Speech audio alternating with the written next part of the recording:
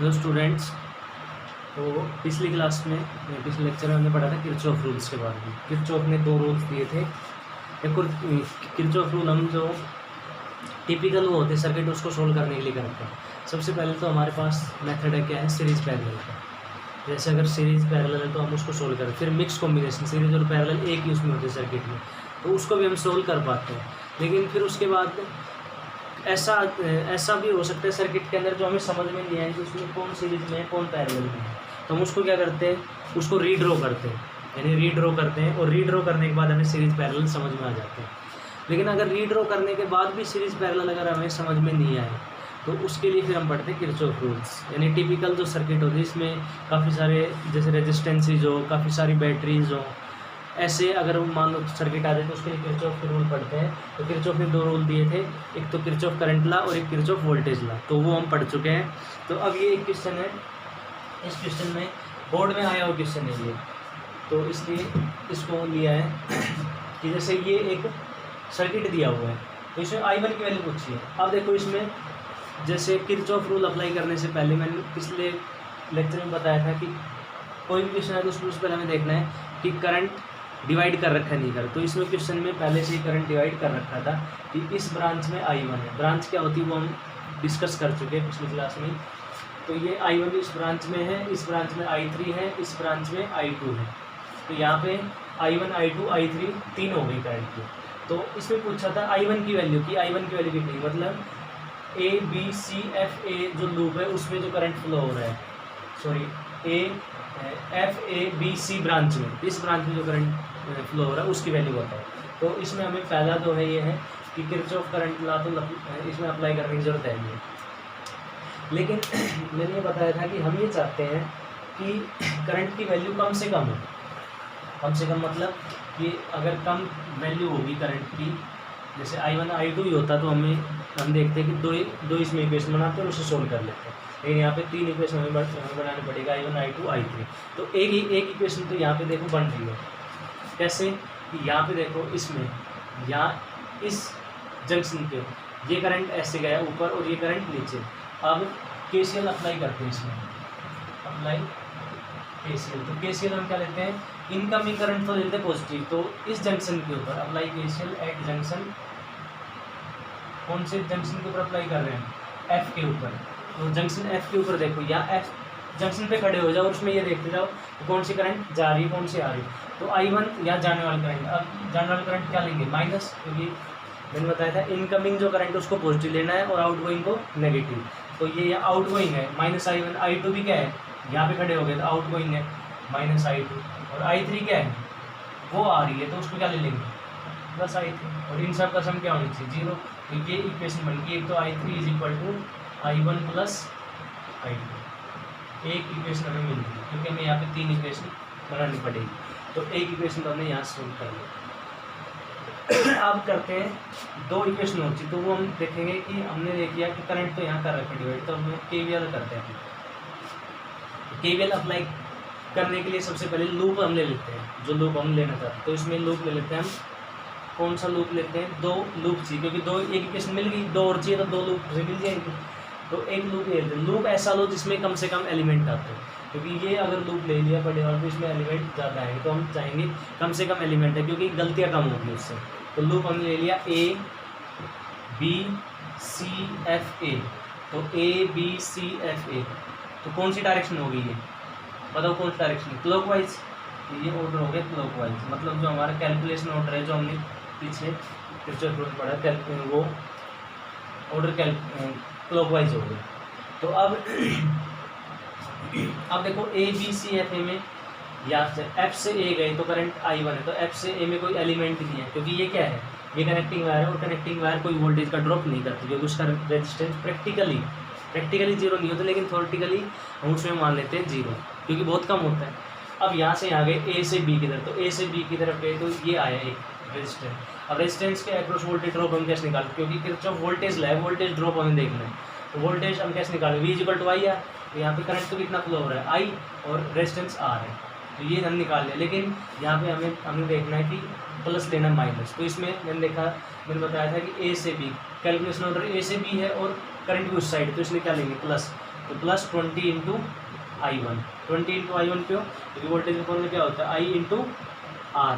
तो I कितना है, करंट I1, तो रेजिस्टेंस कितना है 20, तो 20 इंटू I1, और प्लस क्यों लिया, तो कैलकुलेशन ऑर्डर भी उस साइड है और जो यहाँ पे करंट जा रहा है वो भी उस साइड है, तो प्लस 20 है।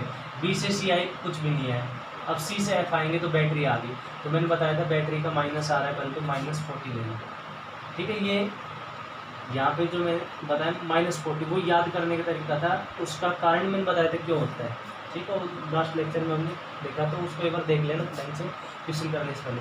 तो -40, क्योंकि यहाँ पे तो वोल्टेज सीधी दी हुई है, क्योंकि रेजिस्टेंस के अक्रॉस ही वोल्टेज निकालें तो I इंटू आर करेंगे। यहाँ पे रेजिस्टेंस थोड़ी है, तो बैटरी इतनी इसमें साफ साफ ये होगी 40 वोल्ट है, तो हम यहाँ पे सीधे 40 लिख देंगे। यहाँ से फिर हम आ गए हैं तो यहाँ 40 ओम आ गया। अब देखो चलने का ऑर्डर भी ऐसे ही और करंट भी ऐसे, इसलिए प्लस, तो I इंटू आर, आई कितना है I3 और आर कितना है 40, तो 40 इंटू I3। यहाँ पहुँच गए एफ पे, लूप कंप्लीट हो गया एफ से ए। तो लूप कंप्लीट हो गया इज इक्वल टू 0, क्योंकि सब वोल्टेज का सम कितना होना चाहिए 0। तो ये इक्वेशन, अब इसमें से 20 और ले लेते हैं कॉमन, उसको उस साइड दे देंगे 0, तो क्या बन जाएगा, इक्वेशन बन जाएगी I1 minus 2 plus 2I3 is equal to 0। तो I1 plus 2I3 is equal to 0, दूसरी इक्वेशन आ गई।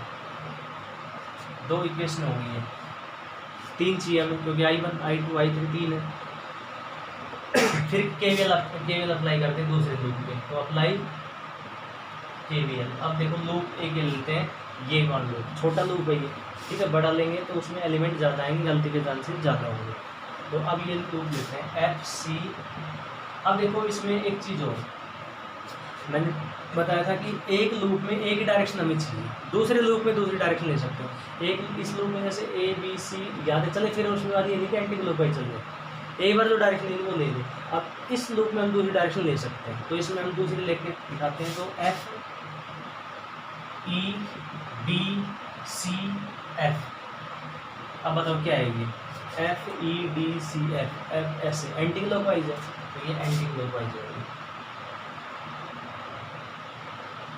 एक लूप में एक ही डायरेक्शन होनी चाहिए, दूसरे लूप में हम क्लॉकवाइज एंटी क्लॉकवाइज कोई भी ले सकते हैं। तो देखो यहाँ एफ से ई आई, तो कोई भी एलिमेंट नहीं है, यहाँ आ गई बैटरी आ गई, तो माइनस पहले आ गया, तो -80 हो गया, ठीक है। कारण मैंने पहले डिस्कस कर चुके थे, माइनस प्लस को लेते वो देख लेना। यहाँ पे 20, अब जब कैलकुलेशन ऑर्डर उस साइड है और करंट उस साइड, इसलिए क्या लेंगे प्लस, तो प्लस 20 I2। डी से सी गई, कोई भी एलिमेंट नहीं है, सी से एफ जाएंगे तो बैटरी आई, तो माइनस पहले आ गया, तो -40। यहाँ पे आए, ये आ गया रेजिस्टेंस, तो इसके अक्रॉस कैलकुलेशन ऑर्डर भी ऐसे, करंट भी ऐसे ऐसे, तो प्लस I इंटू आर, तो I3 और R इतना 40, तो 40 I3 इज इक्वल टू 0। फिर इसमें से 20 को ले लेंगे कॉमन, 20 कॉमन लेंगे, यहाँ सबको कर दो 20 डिवाइड, तो कितना आएगा -4 plus I2 minus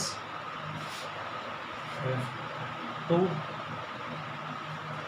plus 2I3 is equal to 0। तो ये इक्वेशन आ गई I2 प्लस 2I3, -4 -2 -6 उस साइड जाएगा, क्या होगा +6। ये इक्वेशन है, 3 इक्वेशन होगी हमारे पास, 3 ही हमें चाहिए। अब इनको सोल्व कर लेंगे। अब सोल्व करने का तरीका क्या है कि जैसे I3 की वैल्यू हमें दी हुई है, इसको पुट कर देते हैं दोनों इक्वेशन में, इसमें पुट कर देते हैं और इसमें पुट कर देते हैं। तो पहले इसमें करते हैं, तो I1 तो H it is plus 2I3, I3 कितना हो जाएगा I1 प्लस I2, तो यहाँ पे I1 प्लस I2 ये हो गया इज इक्वल टू 0। तो इक्वेशन क्या आएगी I1 plus 2I1 plus 2I2 is equal to 0। तो ये इक्वेशन होगी 3I1 plus 2I2 is equal to 0, ठीक है। यहाँ पुट करेंगे तो क्या आएगा, I2 तो एज इट इज रहेगा, I2 प्लस 2I3 देख क्या हो जाएगा I1 plus I2 is equal to 6। तो I2 plus 2I1 plus I2 is equal to 6।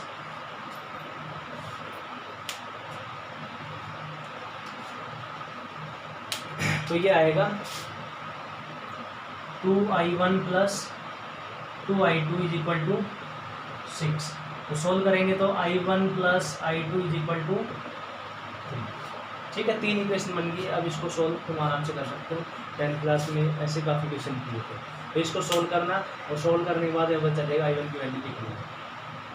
अब इसमें तो जैसे यहाँ डायरेक्शन दी हुई थी, अब हम एक ऐसा क्वेश्चन लेंगे जिसे मान लो KCL अप्लाई नहीं कर रखा हो, तो उसको सोल्व हम कैसे करेंगे।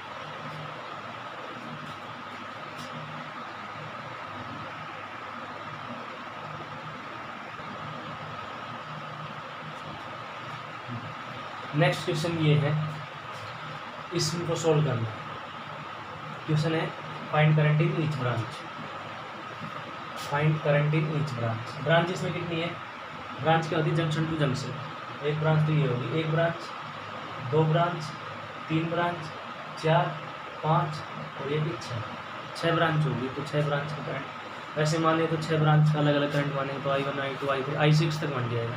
तो I6 6 इक्वेशन बनेगी, 6 इक्वेशन बनेगी तो उसको हम सोल्व नहीं कर पाएंगे इजीली। तो इसमें हम चाहते हैं कि कम से कम इक्वेशन बने, तो कम से कम हम करंट की वैल्यू लें। तो अब करंट की वैल्यू लेने का तरीका क्या है, करंट की कोई डायरेक्शन ले लो, तुम्हारी मर्जी है। तो हम इसमें ये लेते हैं, इस जंक्शन से करंट ले लेते हैं। इस साइड जो करंट क्या है वो मान लिया हमने I1, इस साइड पे हमने यहाँ पे जाने वाला करंट मान लिया I2। तो इसका मतलब ये हो गया कि यहाँ पे करंट आया होगा कितना, I1 plus I2। Common sense.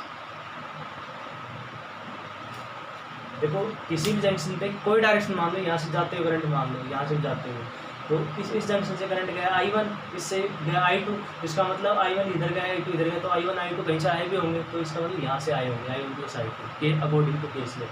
तो यहाँ 3 ब्रांच में करंट पता चल गया, I1 यहाँ से चला गया, फिर यहाँ पे हम पहुँच गए, यहाँ हम पहुँच गए I1 पे। तो अब I1 ऐसे चलते गए, यहाँ पे हम देखा कि दूसरा करंट हमें मानना ही पड़ेगा I3। तो हमने यहाँ पे मान लिया I3। क्यों, क्योंकि और कोई यहाँ पे ऑप्शन था ही नहीं, I3 हमने मान लिया। तो यहाँ से I1 गया, I3 इधर चला गया, तो यहाँ कितना बचा, I1 में से I3। सिंपल सी में यहाँ से अगर 5 एम्पीयर आया तो 2 यहाँ चला गया, 3 बचा और 5 माइनस 2। तो यहाँ से I1 आया था इस जंक्शन पे, तो I3 यहाँ चला गया, इस साइड कितना बचा, I1 माइनस I3। अब देखो यहाँ पे इस ब्रांच में हो गया, इसमें भी हो गया, इसमें भी हो गया, इसमें देखते हैं हम, इसमें ऊपर से I3 आया, यहाँ से कितना गया, I1 प्लस I2।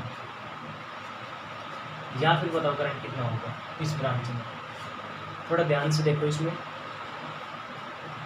ये जो ब्रांच है C, इसको हम यहाँ मान लेते हैं C ब्रांच। ऊपर से आया करंट कितना, I3, यहाँ पे इस साइड चला गया, क्योंकि इस ब्रांच में हमें खाली करंट मान लिया I1 प्लस I2। इस साइड हमें मानना है, तो इस साइड हमें करंट नहीं पता, तो हम उसको I मान लेते हैं। जब कैसे निकालेंगे, यहाँ KCL करते हैं अप्लाई। तो KCL में हम क्या करते हैं, हमने मान लिया कि ये करंट इससे जा रहा है, ठीक है, जा रहा है आ रहा है, कोई मान लेंगे। I की वैल्यू आएगी, उससे पता चल जाएगा I की वैल्यू अगर पॉजिटिव आएगी तो इसका मतलब क्या है, क्योंकि इनकमिंग करंट पॉजिटिव लेते हैं, आउटगोइंग नेगेटिव लेते हैं। तो यहाँ पे देखो इनकमिंग तो प्लस I3, यहाँ पे डायरेक्शन इसकी मत मानो, I मान लो ओनली। तो I3 हो गया, इनकमिंग है, आउटगोइंग है, इसको क्या ले लेंगे, माइनस I1 प्लस I2। और इसका पता ही नहीं तो इसको हम I ले लेंगे इज इक्वल टू 0। ये KCL अप्लाई किया हमने। तो यहाँ पे I3 हो गया, यहाँ पे माइनस I1 हो गया, यहाँ पे माइनस I2 हो गया, और plus I is equal to 0। तो I की वैल्यू चाहिए, तो I की वैल्यू कितनी आएगी, I1 इस साइड आएगा प्लस का, I2 इस साइड प्लस का, तो I1 plus I2 minus I3। तो इसका मतलब I1 plus I2 minus I3। तो इसका मतलब ये हो गया कि ये current I1 plus I2 minus I3 होगा। देखो सिंपल सी बात है कि यहाँ पे इतना भी नहीं करना, अगर तुम जितने ज़्यादा क्वेश्चन प्रैक्टिस कर लोगे तो ये ऐसे सोल्व करने की जरूरत नहीं है। सिंपल है, I3 या जंक्शन पे हो गए कटे, तो यहाँ पे आने वाला करंट I3 है, उसका कुछ हिस्सा यहाँ पे चला गया I1 प्लस I2। तो यहाँ पे कितना आया होगा, I3 में से जो बचा होगा कितना बचा होगा, I1 प्लस I2 माइनस कर देंगे, वो ये देख लो, I3 में से I1 प्लस I2 या माइनस, इसमें से ले लिया हमने, माइनस कॉमन ले लिया, तो क्या बचेगा I3, और ये माइनस I1 माइनस I2, और माइनस क्या बताएगा यहाँ, डायरेक्शन आउटगोइंग। ठीक है, ये हो गया। इसको थोड़ा सा क्लियर लिख लेते हैं। ये 2 ओम है। यहाँ पे करंट हो कितना है I3 यहाँ से आया इस जंक्शन पे, उसका ये हिस्सा यहाँ चला गया प्लस, तो कितना बचा I3 में से ये कर दो minus I N to side, तो कितना आएगा I3 minus I1 minus I2, ये करंट होगी। अब देखो इसमें भी होगी, इस ब्रांच में, इस ब्रांच में, इस ब्रांच में, इसमें, इसमें और इसमें I1 माइनस I3 आएगी, ये एक ही ब्रांच है। तो सबसे पहला काम हमारा हो गया KCL अप्लाई करना। अब देखो कितने इसमें करंट बने,